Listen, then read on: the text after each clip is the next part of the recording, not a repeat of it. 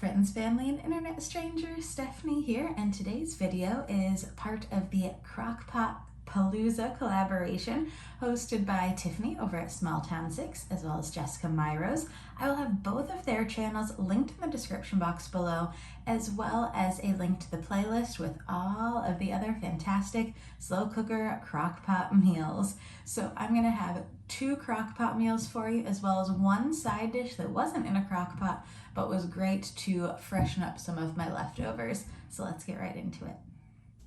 First up is one of my favorite flavor combinations, which is apples, cinnamon, sweet potatoes, and a protein. I have shown a few variations of Instant Pot versions of this, air fryer versions of this on my channel before, but never a slow cooker version. So this is going to be some cinnamon apple pork chops with sweet potatoes in the slow cooker. First up, I am peeling my apples. I do prefer peeled apples when they are cooked. If I'm eating it raw, I can leave the peels on, but anytime it's cooked, I also am particular with making sure all of the core is out when I am cutting my apples. So you'll see every time I make a slice of the core, I kind of run my finger across it just because I want to make sure I don't have any of those little hard bits left inside, because that is just an unpleasant texture to me when I am eating. I do the same thing when I make apple pie. But I have been tossing these in lemon juice as I go. Now I'm just adding some cinnamon and a little bit, just a tiny bit of clove in there. I do not measure when I make a recipe like this. I pretty much only measure that kind of stuff when I am baking.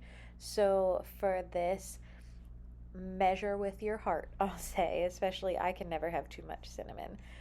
I use my Instant Pot as a slow cooker, so it does have the saute function.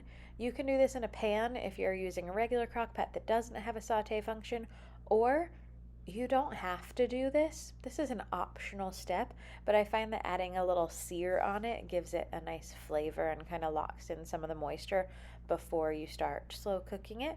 So I already seasoned the first side before I put it in the pot and then added the rest once it was in there, and that's just cinnamon, cayenne, salt, and pepper. That's all that's in there. This is not a particular recipe that I'm using, but I can link a similar recipe down below in the description box for you. But again, this is something that I just throw together every fall. I do not have a specific recipe that I am using here. Once I've got a nice little sear on the outside of my pork chops, I am going to deglaze the pan a little bit with some butter just to get some of the brown bits up off the bottom. And I'm also going to add in some onion, and a little bit of water is going to go in here as well so that I can really scrape up the bottom. Even though I'm not using the pressure cook function, I don't want it to be a mess on the bottom of the pan. So once I've got all of my stuff off the bottom, I am going to start layering in my apples and pork. So I'm going to put a small layer of apples. Now I am using 2 apples, 4 pork chops. That's about half an onion that I have there in the bottom of the pan. And then I'm using a bag of frozen sweet potatoes as well. I like to put my apples, even though you're not going to see it, I like a nice even layer there, just a little bit for the pork chops, and then the rest can get dumped on the top and just cover that nice and even. And then my sweet potatoes were frozen solid. I was not too concerned about that. I actually was happy it was that way, so they weren't going to get too mushy when I did this. You could also use fresh sweet potatoes, but I have had these in my freezer for a very long time and I did need to get rid of them. So I waited until they were a little bit thawed out before I seasoned again, and I just added a little bit more of everything, the salt, pepper, cayenne, and cinnamon, and then stirred that together with the apples on the top layer. I had this set for 4 hours on high, but it was my day off, so I was able to check it, and it was done at 3 hours. Maybe it would have taken longer had I not seared it, but it didn't take too long at all, so keep an eye on it so you don't overcook your pork. I reduced my sauce a little bit just by turning that saute function back on. Serve this up with some Brussels sprouts, and this was a delicious meal, one of my fall favorites. Now, I don't like leftovers very much, and when I do, I like to zhuzh them up a little bit. So I decided I didn't want the sweet potato and apple mixture with all of the leftover pork chops. So the next time I had this, the next night, I made a favorite from my childhood, or rather attempted to make. This is a type of potato that my dad made when I was growing up, and I'm just gonna call it Italian potatoes. He had a different name for it. I'm just gonna call it Italian potatoes on this channel. But essentially, I just sliced some potatoes thin. I covered them in water, but not filling the entire pot, because you're just gonna boil the water out and then you're going to kind of fry them up a little bit. So after all the water was gone and my potatoes were cooked, I added in olive oil, the EVOO, as well as onions and a little bit of garlic powder and a whole lot of Italian seasoning. I put a lot of Italian seasoning on here and it tasted so good. The only difference between this and the one in my childhood that I remember is that mine always turn out a little bit mushier when I make them, because I always put too much water in the pan when I first get started.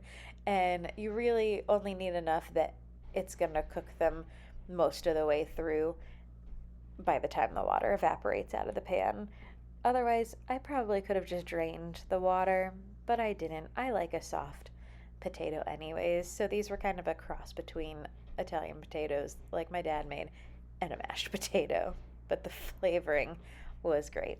Next up, I am going to make up another crockpot recipe, which is chili. The first thing I'm going to do is ground my beef, or cook my ground beef. I can't talk, y'all. I am so ready for a vacation here. So I am browning my beef, and even though it's not fully cooked yet, I am starting to add seasoning just so it kind of locks in that flavor as it cooks. I am seasoning this with some salt, pepper, chili powder, and paprika, and a little bit of crushed red chili flakes and onion powder. So that's what's going into this little blend here. And then I am doing this the night before because I wanted my chili to truly be just dump and go. I was doing this on a work day and I am not a morning person. So if I'm going to be making something in the crock pot that I'm putting together before I go to work, I'm going to get as much of it prepped the night before, or maybe even a few days before, as I possibly can. So in addition to pre-cooking my meat, I had also chopped up my onions and my peppers, and I even opened my cans. My tomato puree, my tomato sauce was opened in advance because I knew I wasn't going to need a full can of each, and I didn't want to deal with disposing of the leftovers into a container morning of and getting a mess all over the place. So I put my sauce and puree into a big bowl and then mixed it together and added it until it looked to be the right consistency. So going in, I've got my beef, I've got my onions, my peppers, and then just a packet of seasoning mix. I am using the Aldi brand chili seasoning mix. My mom loves making chili. She uses the McCormick chili seasoning. This tasted pretty much the same. So this is a recipe that is more the way she makes something.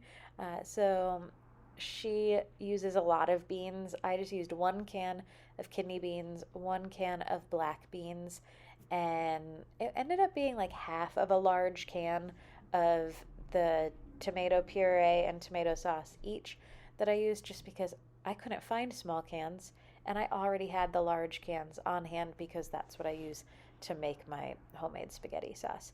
So I will be making that again within the next few weeks, because getting into fall, it's time to make some more sauce. I am completely out in my freezer, so I saved the leftovers that I didn't use from those cans to use when I make sauce. I'm just adding a little bit more of the seasonings that I had already put on the ground beef. Even though I used a seasoning packet, My mother uses extra seasoning, and this worked out well for me. It's paprika, chili powder, a little bit of cayenne, a little bit of red chili pepper flakes, some, salt, pepper, and a little bit of onion powder. And then I am just stirring this up. I added a little bit of water to rinse out my tomato puree can, and that's all she wrote. I put this in, I went to work, I came home, and it was done and beautiful, and I had some to freeze. Chili freezes really well, and not just this chili. I have found that chili in general is just one of the easiest things to freeze. I think a lot of those tomato based recipes are just so good for putting in the freezer and pulling out at a later date. This is also so versatile because you can have it in a bowl with some toppings. I had mine with some sour cream and some cheese. I had mine with cornbread. My mom always has hers with some tortilla chips. And then when I had leftovers, I had them on top of a salad. Thank you so much for watching. I hope y'all enjoyed this video, and if you did, I hope you give it a thumbs up, and if you haven't already, don't forget to hit that subscribe button. If you're here new from the playlist, thank you for watching this far, and welcome. I hope you'll stick around. And again, since this video is part of a collab, don't forget to check out the playlist linked in my description box below. Thank you again to Tiffany and Jessica for hosting. Have a great day. Thanks for watching.